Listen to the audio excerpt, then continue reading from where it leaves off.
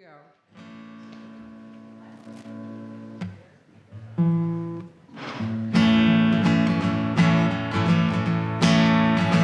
Just make believe you're a tiny little seed,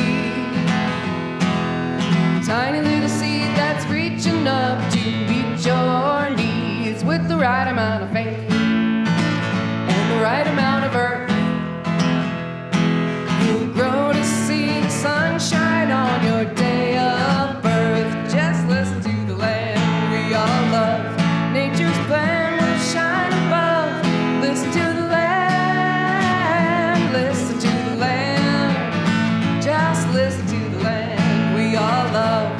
Nature's plan will shine above. Listen to the land, listen to the land. When springtime comes, how can you tell? The air is always filled with orange blossom smell. Come summertime, the warm sunshine, the world is full of flowers and good melon rhymes. Just listen to the land we all love. Nature's plan will shine above. Listen to the land, listen to the land. Just listen to the land we all love. Nature's plan will shine above.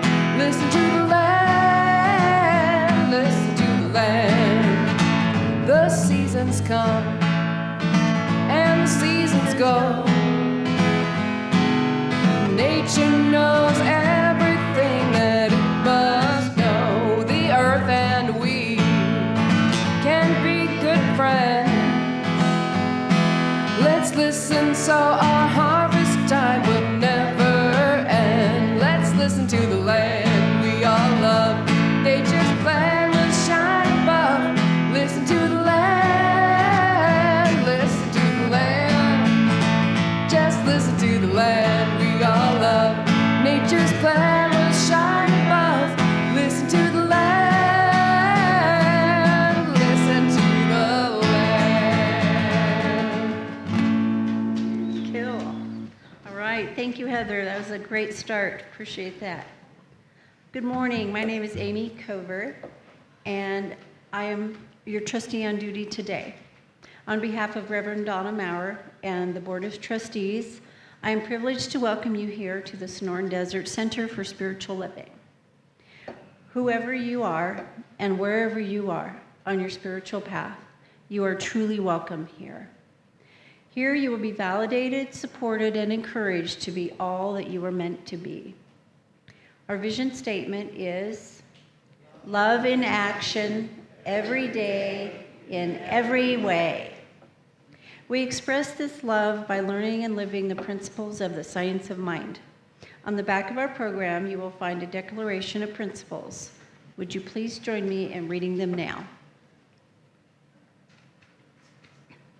I believe there is an infinite intelligence operating throughout the universe.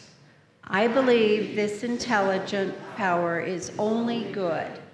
I believe this intelligence expresses as me. I believe through my conscious use of this power, I create my life as happy, healthy, and complete, and so it is. Do we have any first-time visitors? And if so, would you like to be acknowledged? That's the other key. All right, it's home folks today. Oh, I'm sorry, we do have a visitor.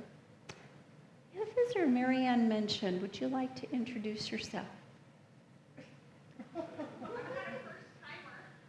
But we're glad to have you back.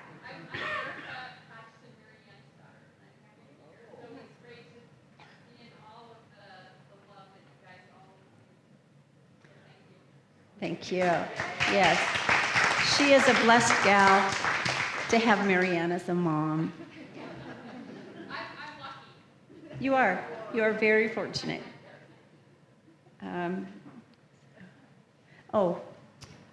Please stay after. We'd like to get to know you better. So thank you.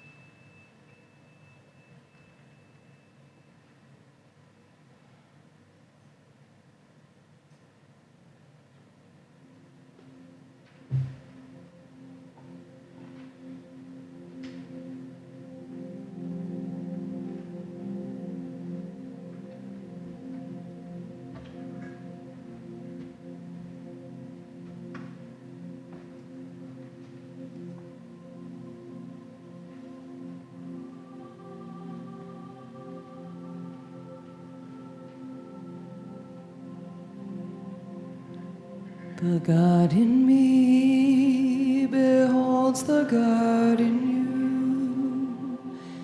you. It is all for our greatest and highest good. The God in me beholds the God in you. And you and I are one. Namaste.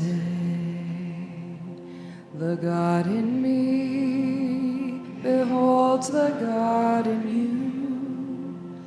you. It is all for our greatest and highest good. The God in me beholds the God in you. And you and I are one. Namaste. Namaste.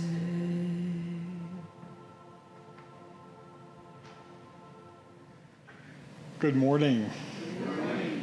I'm John, and I am your practitioner today. The practitioners are the healing arm of our center. And if you have anything that's going on that you would like treatment for, please fill out a card over on our table and put it into the magic box, and we will do treatment for you all this week. So join me now in our opening invocation.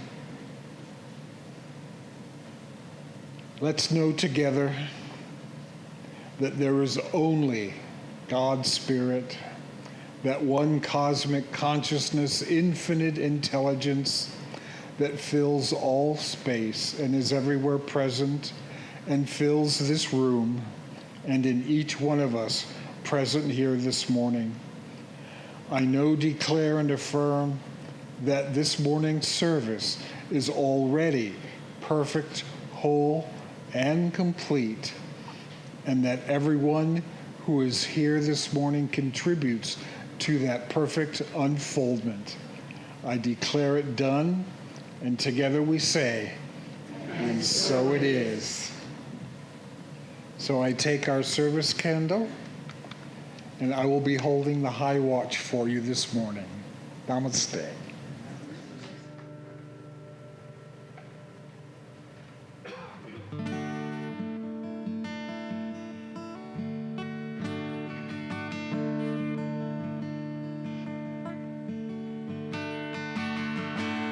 We give of our words, fill up our hearts.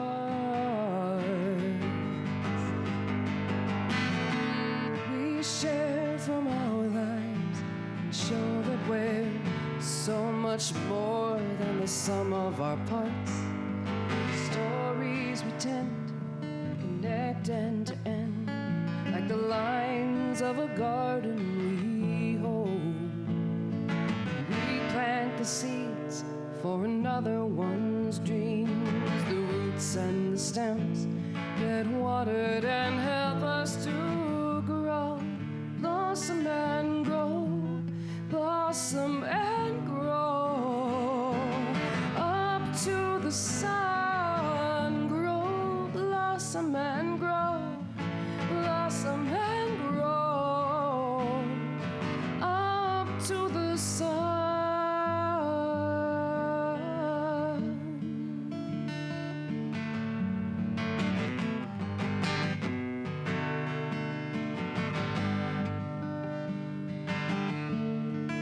The courage to speak, the wisdom to hear. Lessons of ancestors, mystics, and loved ones departed and dear. Modern day fairy tales are more than just talk. Shade us and guide the paths that we walk to grow. Blossom and grow, blossom and grow. Up to the sun, grow, blossom and grow, blossom and grow. Up to the sun.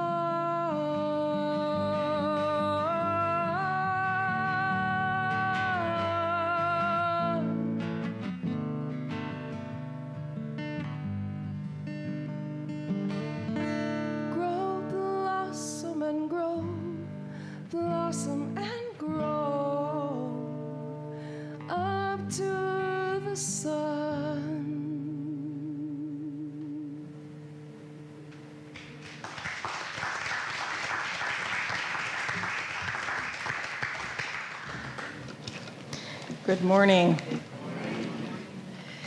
Blossom and grow. That's what I see in these writers that are going to present today. Can this go up? I think. Looky there. It didn't squeal. Okay. I think we're good. These writers have grown so much, just like the flowers that bloom every spring. They bloom every Saturday, or every, when do we do this? Not Saturday. Friday. Second and fourth Friday of the month, okay? By the way, I do want to make another announcement. Did I say Saturday again? Second and fourth Friday of the month. I do want to make another announcement. We are going to hold another end-of-life doula meeting here in the sanctuary, the fourth Wednesday of July. So that has not made the announcements yet, but we will do that. So this writing group just amazes me. They amaze me. They often take a prompt that I give them of one word, and it's amazing where they go. I might give them a word like hand. I'll give them a word like gate. I will give them a word like duck. The words that I give them are often, or most of the time, either verb or noun. They can be spelled any way, such as gate, and they will take it and they will run with it. And it's amazing to see what they do. I also give them topics like what is behind a picture. Find a picture in your albums and what is on the back, what's behind the camera that we cannot see. So we've got a story about that today. We also have a story about what the bedroom tells about the personality. So think about your bedroom. What's it say about your personality? So I'm very proud to present the writers as they display their gold and their flowers. So we're going to start with Sharon Dino.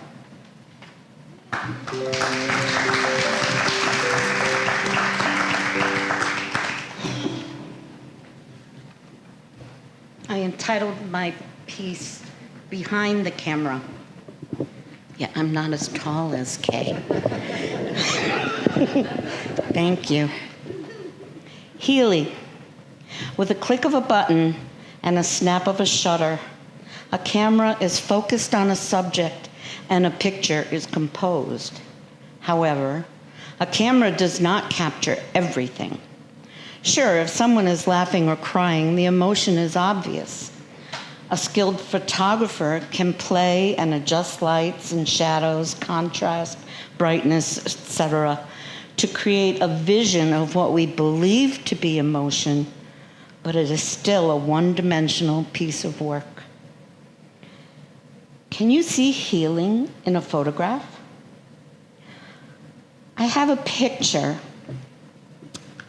of Jerry and I visiting my son Justin and his family, Leah, Emma, and Evan, in Norman, Oklahoma. We were at the site of the Alfred P. Murrah Federal Building. Let me correct that. What was the Alfred P. Murrah Federal Building, which was destroyed by a bomb placed and orchestrated by Timothy McVeigh and Terry Nichols. The blast destroyed 1/3 of the building, killed 168, of which 19 were children, 3 unborn, and their mother. 600 were injured. The federal government appropriated $5 million for construction of the memorial, while the state of Oklahoma matched that amount and $17 million brought in by private donations. The memorial is an affiliate of the National Park System. The emotions the camera did not capture were raw. Family members crying at the field of empty chairs. 106 empty chairs. Empty, but for flowers placed by their moms, dads, grandparents, and siblings.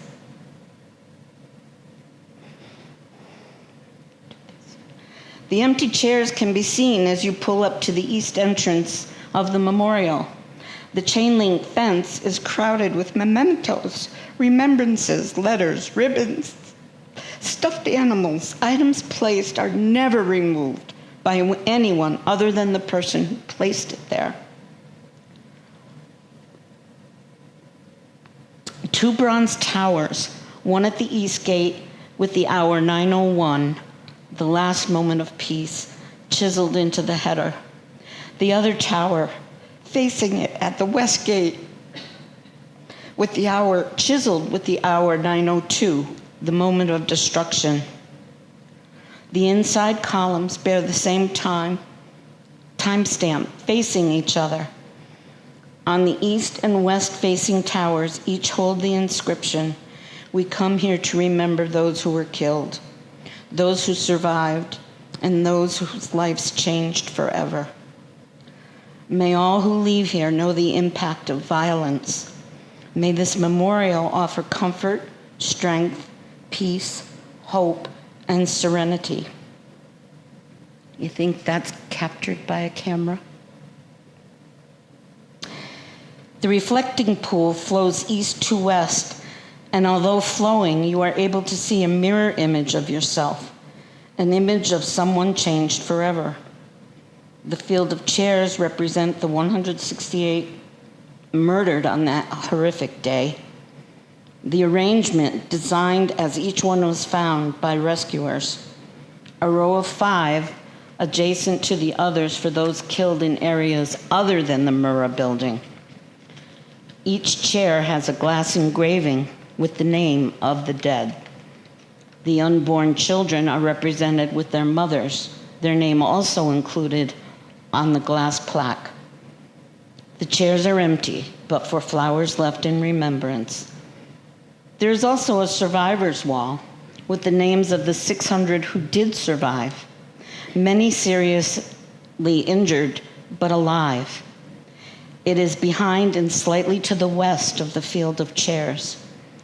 It is also one of only a few of the remaining structures of the Alfred P. Murrah Federal Building. We stood and read the names, awestruck. Most everyone knows of the surviving tree, badly damaged by the blast but still standing. It sheds seeds annually, which are planted into saplings.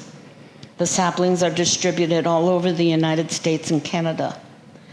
That gesture ensures the continuation of those lives lost. All the while, walking throughout the memorial, an eerie pall loomed over the acreage.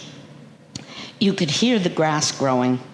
Sadness, witnessed by the tear-stained cheeks, water-filled eyes bursting to a shed of tears, but stifled by the fact they may never stop. You just knew everyone there was going to be all right, healing in their own way. My husband Jerry made his way to another wall, a wall of another building that was damaged. It had sprayed markings in blue paint. Jerry's eyes filled with tears and were red as he related that these markings were made by rescuers, alerting the teams either the premise was clear or the number of bodies found. Jerry was a firefighter EMT for 35 years. He considers others in the same occupation brothers and sisters. All around the surviving tree area is the rescue orchard. This is where plantings of redbuds, Oklahoma state tree, maples, pistachio, and elm trees were planted to represent the rescuers who came to the aid of the survivors. The children's area holds thousands of hand-painted tiles from all over the United States, Canada, and Mexico. In the museum, chalkboards are hanging for children who come to visit and can share their feelings. Sadly, my family was also healing. Conflicted emotions between all of us. Not knowing if we were thinking of the 168 murdered, the 600 survivors, the families who lost their lives forever. It could be all that.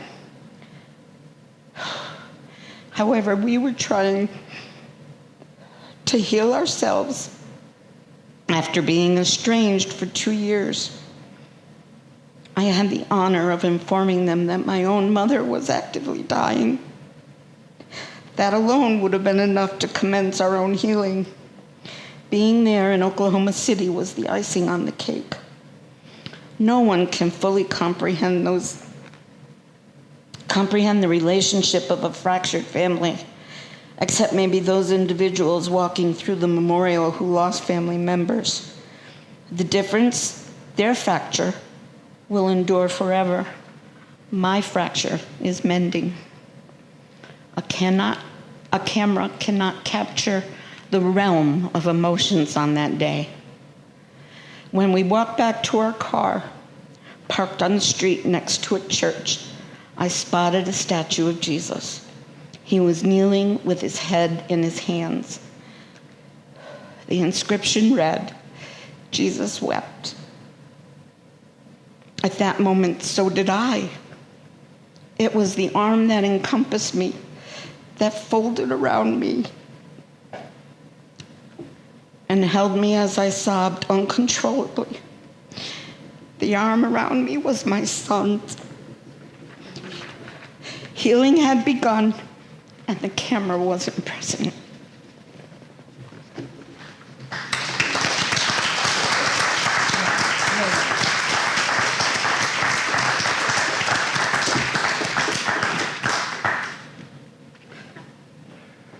The assignment was duck. The title of this piece is The Velveteen Artist. Anna unexpectedly burst into the room in her characteristic exuberant manner, with her blonde ponytail trailing behind her. She began talking as rapidly as an M1 rifle on full automatic. Dressed in a pink sweater, matching skirt, and pink tennis shoes, she said, "We just got back from the Barbie event in Phoenix." No explanation as to who we were or what the Barbie event was all about, but one expected that from Anna. One just had to hang on and try to catch up. She did not have a normal way of talking. When narrating an experience, she acted out every conversation with waving hands, exaggerated gestures, and facial expressions. It was occasionally hard to keep up, but always entertaining. After hearing about this Barbie adventure, which apparently everybody knew about, she went on to explain that she had had an extraordinary, life-changing insight which may or may not have had anything to do with the Barbie thingy. She said, "I am a velveteen artist." You know, the story about the Velveteen Rabbit. I remember you had a book like that when you were in grade school. What was it about again? The rabbit, she explained, was a toy nobody wanted because he was torn and ugly, and when he was loved, he valued himself, or something like that. And I asked, trying to get an idea where this saga du jour was going. Well, she said, mixing her limited biblical history and creative use of the King's language, I had an epiphany, like St. Peter on his way to the Acropolis. Do tell. Well, I've been making floral arrangements, both actual flowers and with artificial ones. People told me I was good, but I never believed it until now. I got it. I'm an artist. I think everybody's kind of like that. Always trying to be authentic, but until a day comes when they appreciate themselves and love themselves, they always feel as though they're frauds the way I did. Tell me more. Well, we're on a quest throughout our lives to find out who we really are and what our purpose for being is. Now, parenthetically, I should explain that Anna is a couple of months shy of her 50th birthday, and has been a lifelong free spirit and self-identified as a philosopher of sorts, though she has had no formal education as a one or anything else, truth be known, although she spent more time while enrolled in the University of Oregon. Go Ducks.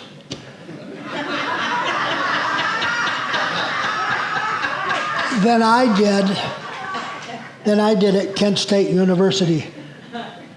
Go Golden Eagles, I think.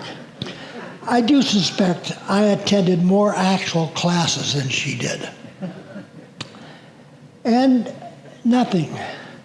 That's the point. Keep on keeping on till you find the real you. Gosh, she said impatiently.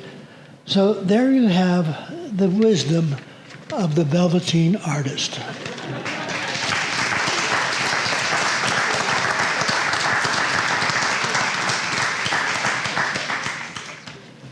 I got hand. The hand of my mother. Each wrinkle combined age spot marks the passage of time. Risen veins on the back of her hand shows life circulating through her body. The white scarred index finger knuckle brings back a day two boys chasing each other through the house ran into her while she's sectioning a whole chicken for supper. Rough, dry, cracked skins covered hands gives perspective, challenging work a country mother lived through in the 50s. Washing clothes, hanging them on the clothesline to dry, sewing clothes for us to wear, planting gardens, canning for the winter, along with endless house chores and a small list of all the work accomplished each day. Yet this rough, dry, cracked standing wiped away tears of sorrow, tenderly caressed the face with love, played the piano as we sang to the end of the day. A mother's tuck into bed, a loving kiss, a gentle touch of her hand was all a child needed to end a troubled day.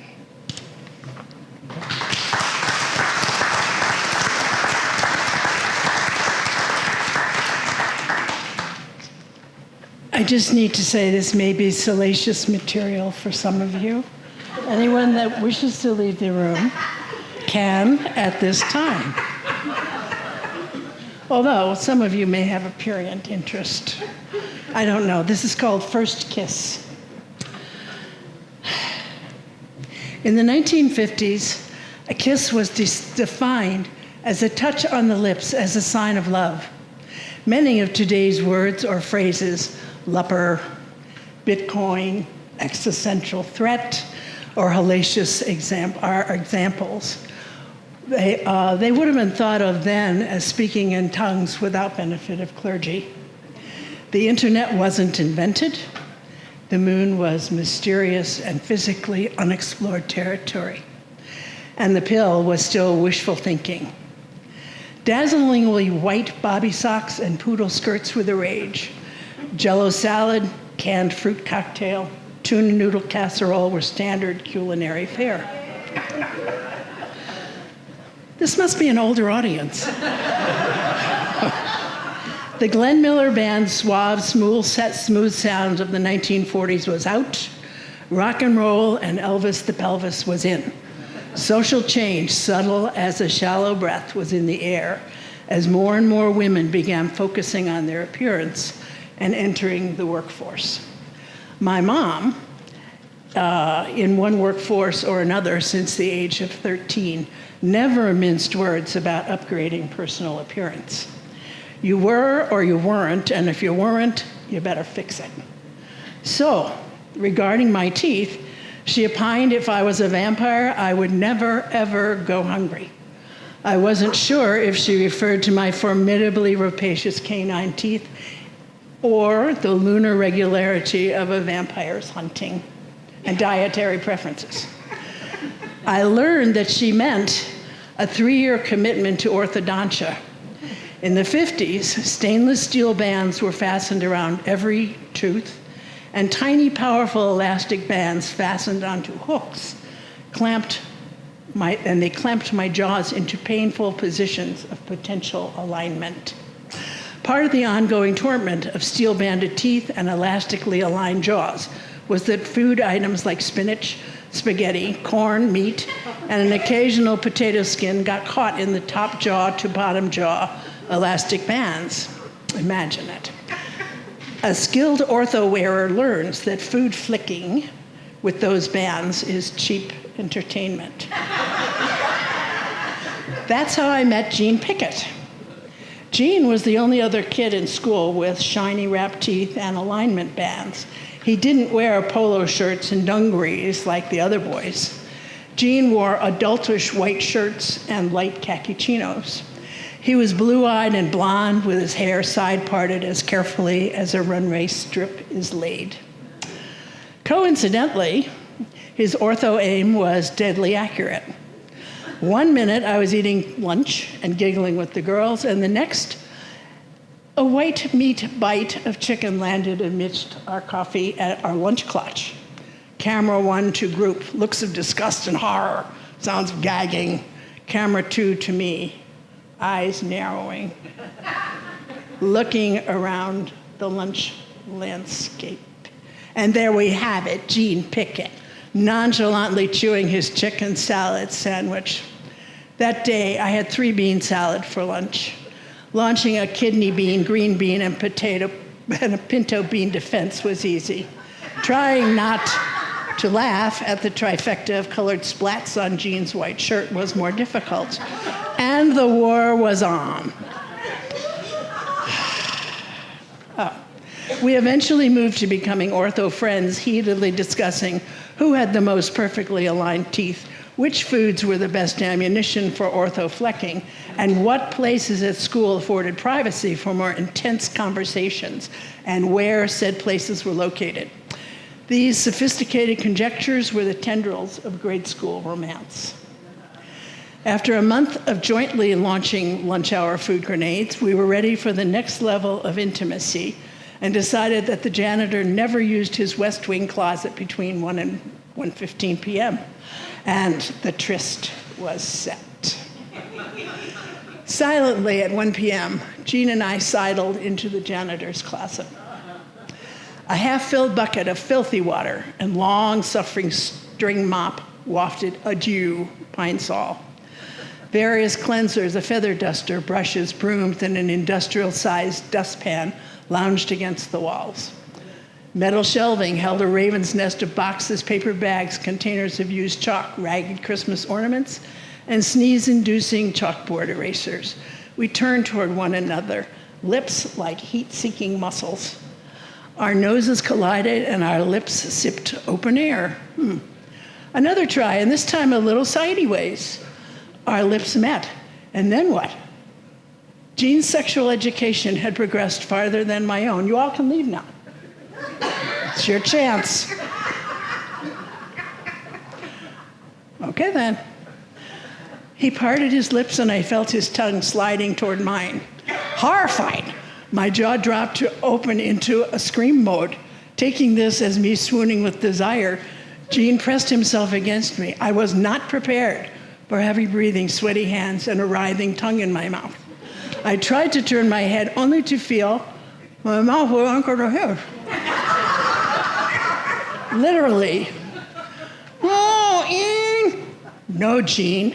That's the best a person can do when she finds her braces clinched to someone else's.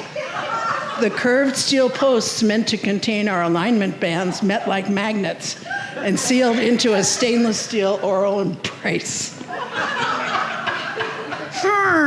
Darn, came from the mouth of my new appendage. Are you okay? Welded like shadows, we overturned the bucket of filthy water, crashed into the door of the closet, and fell into the incredulous arms of the school janitor who was opening the door. What are you doing? Nothing. Wait here. Gene and I locked eyes. That's all a person can do when she's fastened face to face to someone else. Ho. What shall we do? What were you two thinking? Asked our disbelieving principal. At least have the decency to move apart. Can't. What? Yeah. Can't. The principal inspected us like a praying mantis aligning itself to its next meal. Get the pliers, Stewie. These two are lip-locked. Oh no, my mother will kill me, Jean moaned. The principal snorted at that bit of too late perception. The snort turned into a guffaw, the guffaw to eyes streaming with laughter. I hoped he'd turn into a pill of salt and melt away into the rapture of Pine Sol glory, but no. Do you have anything to say for yourself, Missy? He asked, blowing his nose and wiping his eyes. Oh no, sir. Sorry, sir. Our moms were summoned. Declining the offer of Stewie and his pliers, the moms arrived with their respective orthodontists, and we were pronounced uncoupled, henceforth and forever. Wait a minute, we're not quite done. Today's orthodontics offer choices like colorful or even invisible banding and alignment. The 2024 Merriam-Webster Dictionary defines a kiss as to touch with the lips, especially as a mark of affection or greeting. And today's writer, can look over her historical shoulder and remember that first kiss as the best kiss ever.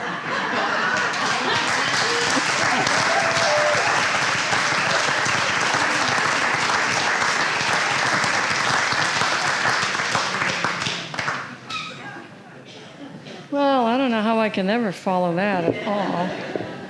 But I'll, it's about a bed and a bedroom, but that's about it. Okay. So it's, the thing was, how does a bedroom describe your personality? Well, this is, my title is, My Bed Speaks About My Bedroom. I have 4 legs and a pillow, then soft foam center. I have substance, fluidity, and grace. The peace in this room exudes from the personality of its occupants. She photographed, mounted, and hung the image to decorate the room with these wall images. There's 5 of them. 2 watercolors of Crystal Pier over the Pacific Ocean. There, she enjoys the ocean air and morning walks, remembering summertime on the New Hampshire beaches. Then a photograph, moon over the blue Danube at dusk. She took that one from atop the ship during her first river cruise. That's one of her best and favorite. Placid ships on the Black Sea, taken in Romania, gives me the feel of peacetime when seeing these ships sleeping contentedly while they're fully reflected by the sea. Then, an oil on canvas, white horses in a cloud of ocean mist hangs over my head. The thundering hooves reminds her of the mad crush she had on a Welsh mountain pony at 14. Finally, the Serenity Prayer, which hangs in one corner, gives her comforting guidance for living well every day. That's it.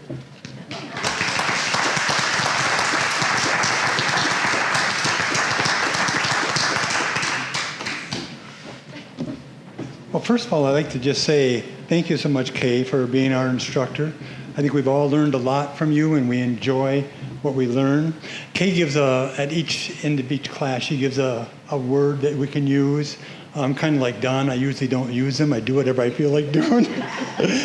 But the last one was duck, and I have a lot of experience with ducks, and so I decided I would write on the subject of ducks.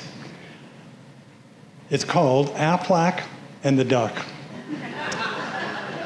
Even though Aflac was a Fortune 500 company, listed as one of the most admired companies in America by Forbes and Fortune magazine, with millions of people insured by us and over 20,000 employees worldwide, most people had no idea who we were or what we did.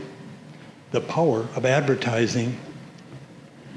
Well, most advertising agencies convince their prospective clients to hire big-name sports stars like Michael Jordan, television stars like Tina Fey, or R&B stars like Snoop Dogg.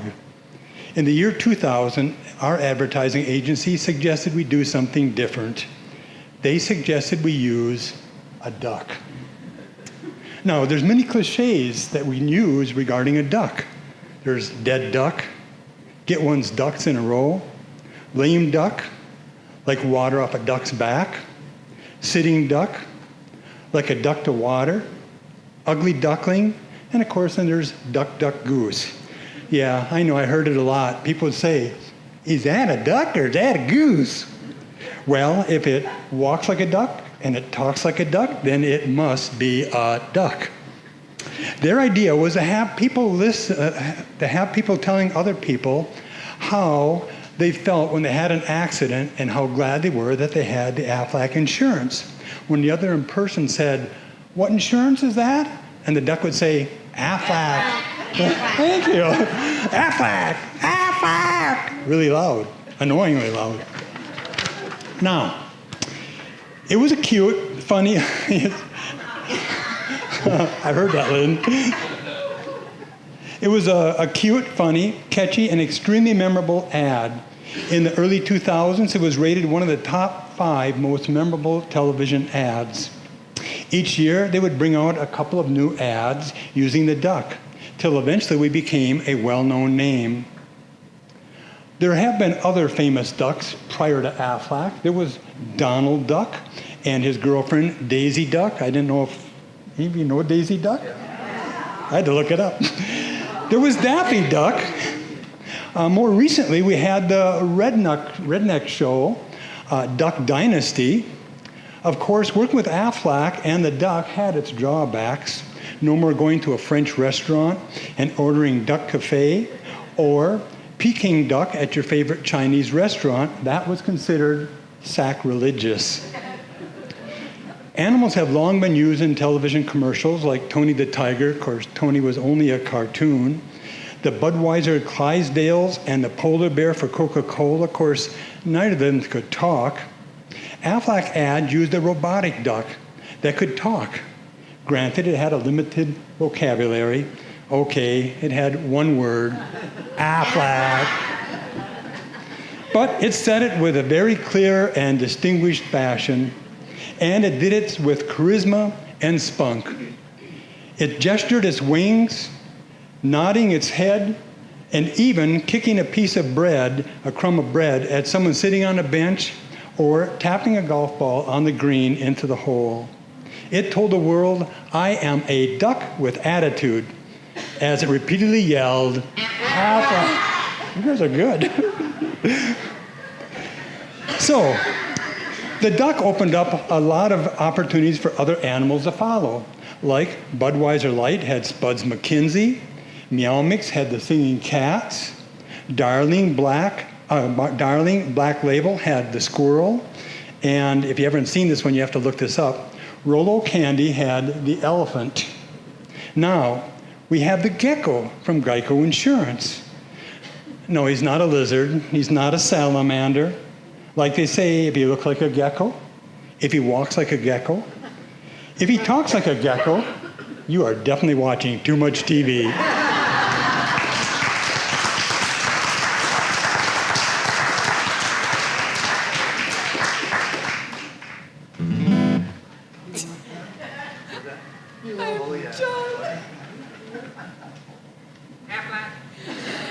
Wow. Don, you worked for the duck. I worked for the gecko. All right, let's stand and let's swing wide those doors.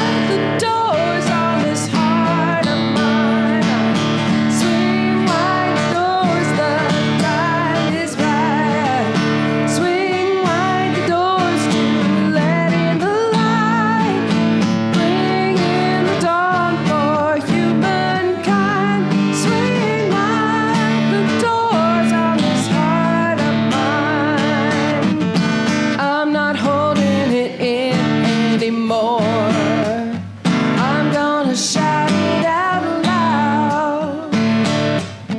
I understand now what I'm here for and what this life is about.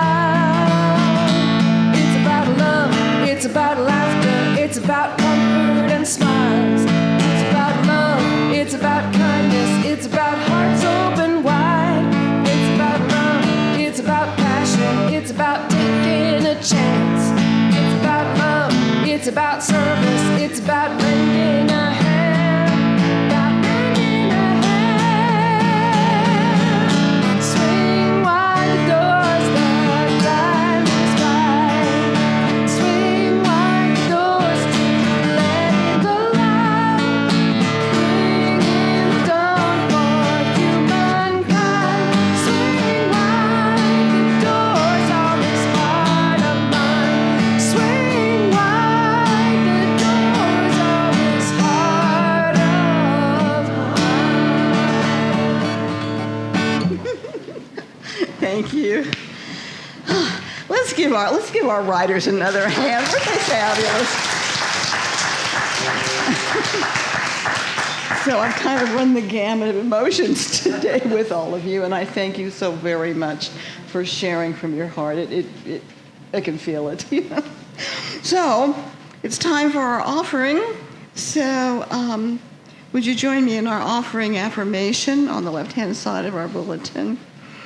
My gift goes forth to heal, prosper, and bless all that it touches. It is evidence of my conviction that God is the source and substance of my supply. I share generously of my good, knowing that it returns to me multiplied abundantly, and so it is.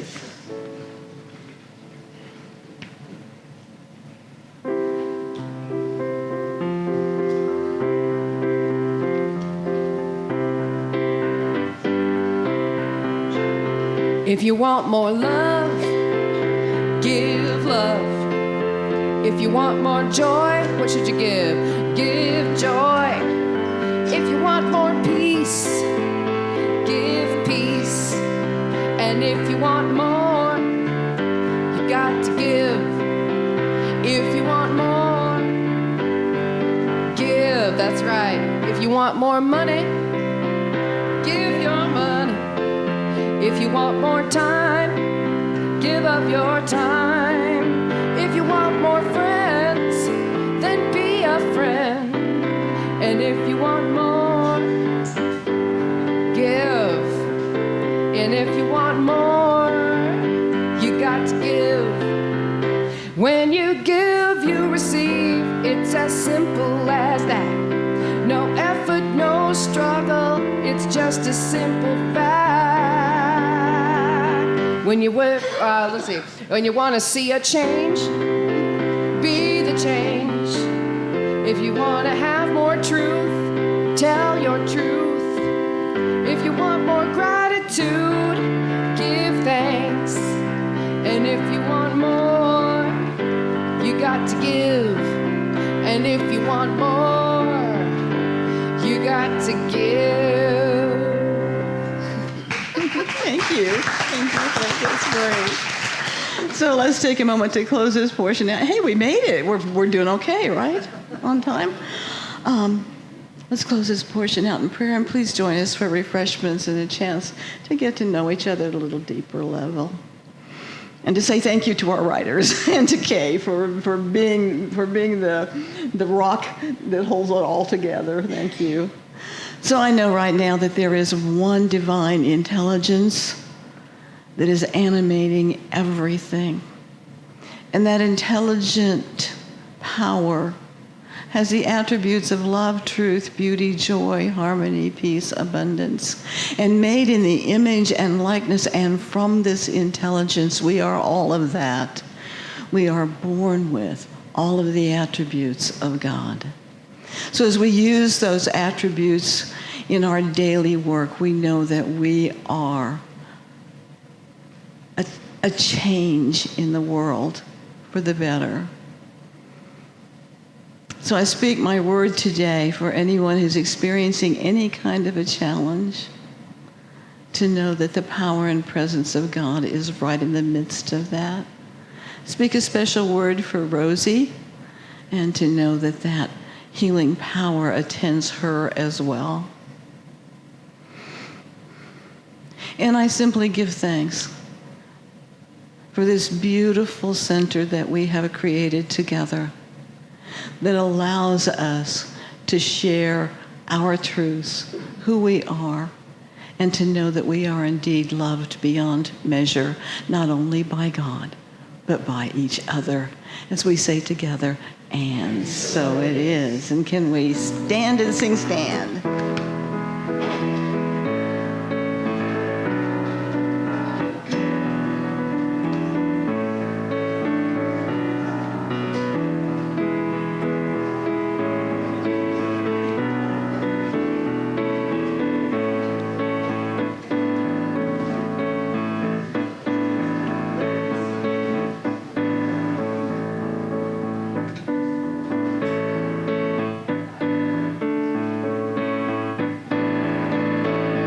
So let there be peace.